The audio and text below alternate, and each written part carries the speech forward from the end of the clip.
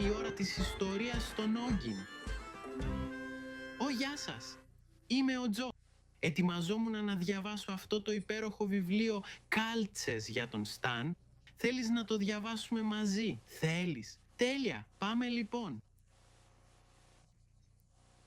Σε ένα ιγκλού από πάγο ζούσε μια απολική αρκούδα που λεγόταν Σταν.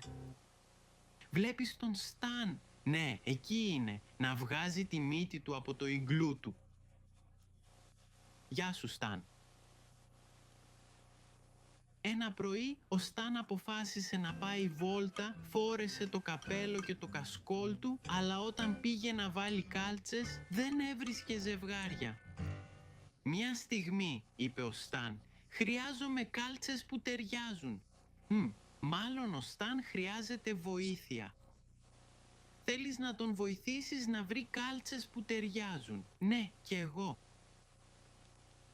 Πρώτα, ο Σταν έψαξε στην ντουλάπα του.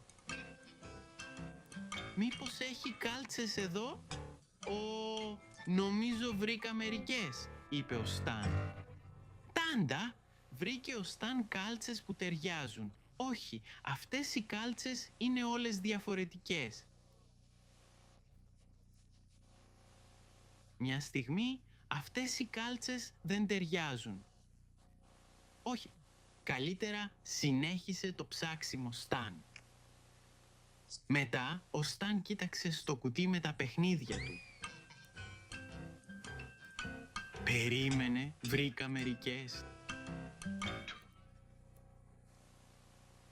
«Τάντα, τι γίνεται τώρα?» Βρήκε ο Σταν κάλτσες που ταιριάζουν. «Όχι, αυτές οι δύο κάλτσες ταιριάζουν, αλλά αυτές όχι». «Περίμενε λίγο, αυτές οι κάλτσες δεν ταιριάζουν». Έτσι τελικά ο Σταν κοίταξε στο ψυγείο.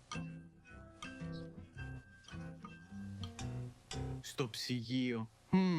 Αυτό είναι αστείο μέρος για να φυλάς τις κάλτσες σου. Ίσως στις πολικές αρκούδες αρέσουν τα κρύα πόδια. Βρες τη μουστάρδα και το... βρήκα μερικές. Ταντά! Τι γίνεται τώρα? Βρήκε ο Σταν κάλτσες που ταιριάζουν. Ναι, βρήκε! Βρήκε κάλτσες που ταιριάζουν. Για δες εδώ! Οι κάλτσες μου ταιριάζουν. Ζήτω! Έτσι ο Σταν φόρεσε τα παπούτσια του και βγήκε βόλτα. Περίμενε λίγο. Βλέπεις τα παπούτσια του, Σταν? Ταιριάζουν. Όχι, δεν ταιριάζουν. Περίμενε. Σταν, γύρνα πίσω. Τα παπούτσια σου δεν ταιριάζουν. Δεν πειράζει. Καλή βόλτα. Ευχαριστώ που διαβάσατε μαζί μου. Είστε φοβεροί στο τέριασμα καλτσών. Γεια σας. Διαβάστε με τα παιδιά σας 20 λεπτά κάθε μέρα και εμπνεύστε μια αγάπη για μάθηση που θα κρατήσει μια ζωή.